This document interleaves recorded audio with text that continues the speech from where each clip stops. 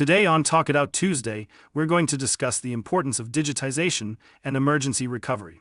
The GISI, digitization service, plays a crucial role in transforming physical documents into digital formats, making them more accessible, organized, and secure. By converting paper-based records into electronic files, organizations can streamline their workflows, enhance data management, and improve retrieval efficiency. This process is essential for safeguarding important documents and ensuring quick and efficient emergency recovery of critical records. In the event of disasters like fires, floods, or system failures, physical documents are at risk of being permanently damaged or lost. By converting paper files into secure digital formats, organizations can safeguard their valuable information in cloud storage or other protected digital repositories. This allows for rapid recovery and ensures that business operations can resume quickly, even in the face of unforeseen events.